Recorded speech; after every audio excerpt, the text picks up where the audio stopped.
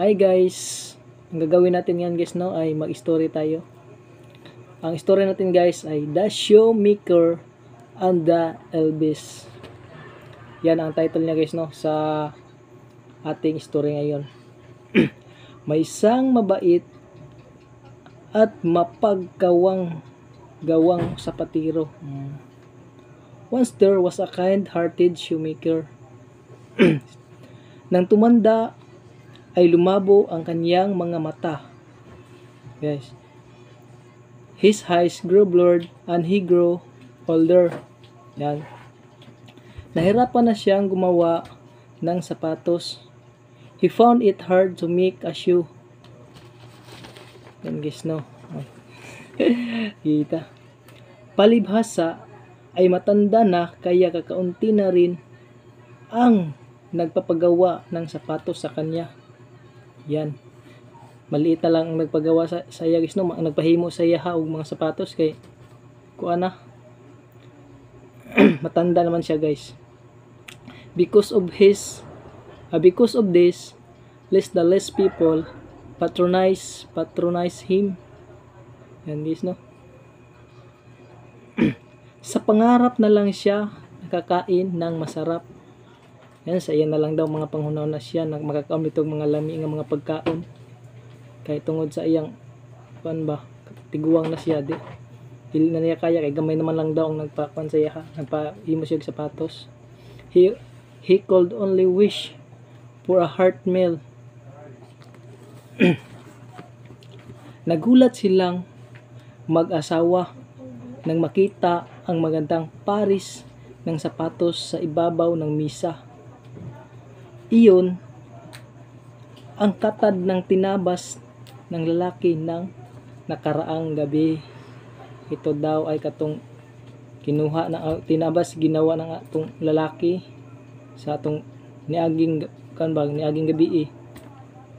The couple was shocked to see a beautiful pair of shoes atop a table one morning. That was the leather cut by the old man the other night. Yan guys no. Din nagustuhan ng isang nagdaraang lalaki ang paris ng sapatos. Ayan, ganahan daw. Ganahan niya ang katong sa paris nga itong hinimo ng atong matanda ba. Agad nitong binili iyon. Gipalit yun niya pag nakita niya guys no. Yan ang gipalit. Tuwang-tuwa ang mag-asawa. Alipay sila ang mag-asawa nga duha nga kita sapatos kay nindot naman kahimo niya guys. Apa survey the shoes and like it. He wasted no time buying it. The couple was so happy. Yan. Aralipaya sa mag-asawa guys. Nga sa atong sapatos nilang palit ba nga nindot mangod siya guys. Nakakain muli ang masasarap na pagkain ang mag-asawa kinagabihan nang nag-iwan ulit sila ng katad ng misa. The couple had their best meal in quite a long while that night. The couple again left yard and leather on the table. Yes, no. Kakuan niya bes nga nakakaon na sila og mga lagmi nga mga pagkaon.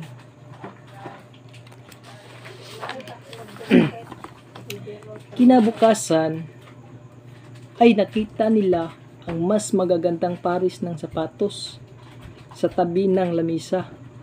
Wow, pagkalipas ng mga pila ka adlaw guys no. Wala. Nakakita na po sila mas nindot pag nga paris ang atong ulang napilit ba mas napigilang nakitaan nga gibutang gihapon to sa lamisa. Mas nindot pag yun. Katulad ng dati, nabili ang paris ng sapatos sa mataas na halaga. Sa ilang araw, ay katulad ng dati no, nakakuha naman sila no. Nabaligya naman nila, kay gipalit man po niya. Mas mahal-mahal tong karon kay nindot man ang pagkagawa kay sa atong niagi. Mo to nga, nakakuha na po sila. The next morning, they found in an even more beautiful pair of shoes on the table. Ito siya niya. Kay mao man lahi man daw no. like yesterday. Oh, mahal naman niya. Like yesterday, the show were bought for a high price. Matong gitaasan daw niya presyo. Kay mas nindot pa man gyud daw. Sa ilang araw ay nagiiwan sila ng katad sa ibabaw ng lamisa kada gabi. Kada gabi sila maglagay ng ano, yung matanda yung sapatos sa ilang lamisa. For this, they left leather on the table at night. Sana ako. At matatagpuan nila ang pares ng magandang sapatos sa sumusunod na araw. So pagkalipas na po ng pila ka adlaw guys, para makita na po nila nga na po sila gibutang sa lamisa, and found a beautiful shoes in the morning. Nasurpresa sila nang makita ang mas maraming magagandang pares ng sapatos inaumagahan. Oh, ang mga customer nila guys, ang mga namangha guys, bakit nakakita sila mga nindot kayo nga mga sapatos sa ilang lamisa gibutang nga daghan kayong mga klaseng sapatos nga mga hinimo niya arang ninduta. They were amazed to see more beautiful pairs of shoes the next morning. Yan, grabe ang mga customer guys, no? Namangha sila, shock sila ba nga na, grabe, ka mga nindot sa mga sapatos nga ilang nakuan, nahimo, nga nasa lamisa. Sino kaya ang may gawa nito? Tanong ng mga tao. Sa sapatero ba? Tanong ng sapatero. Kinsa kaya naghimo ani? Ara man kanindot nga mga pagkahimo. Who could have done this? The shoemaker as himself. Arang ko ana guys, no?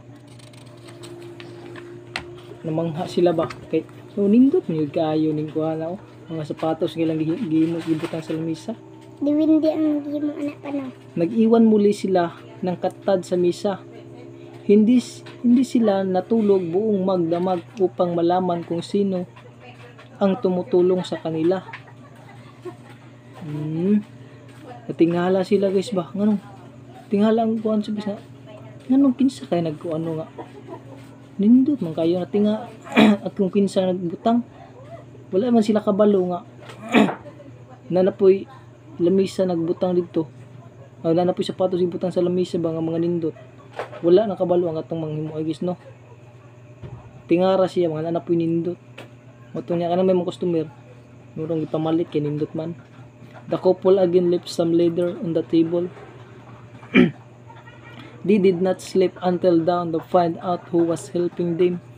Ang mga tingagan yang niyang mahimog sapatos ug katong yang part niya nanapod sa lamisa gibutang. Nakadungog ka pa.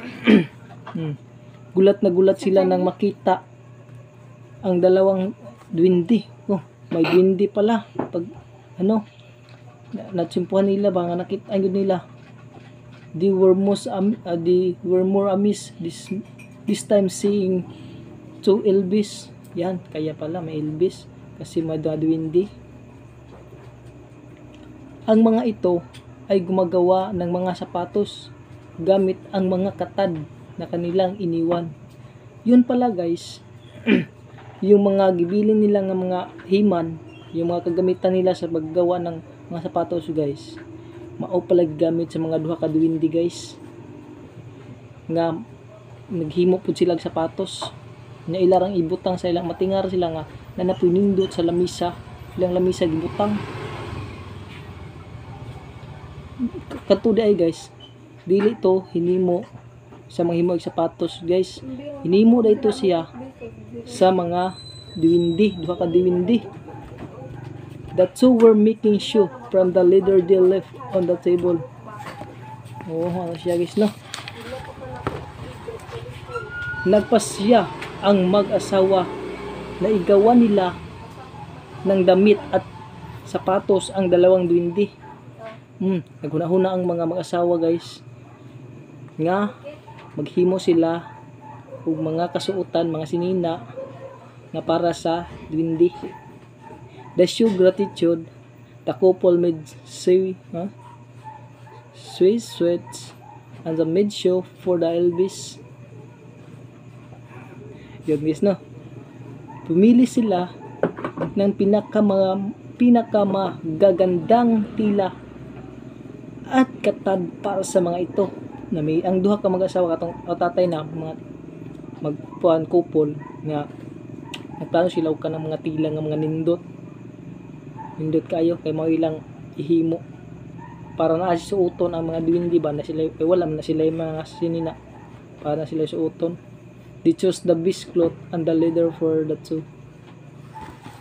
Yan, tuwang-tuwa ang dalawang duwindi, alipaya sa mga duwindi nang makita ang mga damit at pares ng mga sapatos.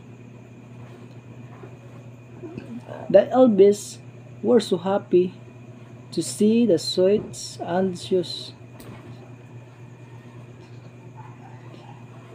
Isinuot nila ang mga iyon. Gisuot na nila guys ang katong mga sapatos o sinina nga pares ba. Gisuot sa duwindi. Sa isang iglap ay naglaho ang mga ito. Sa isang iglap ng guys ay nawala guys. Nangawala na.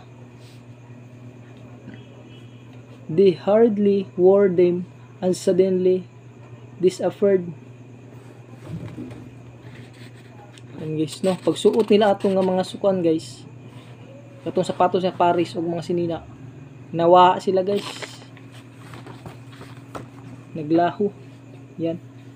Labis-labis ang napagbilhan ng mga mag-asawa sa mga sapatos.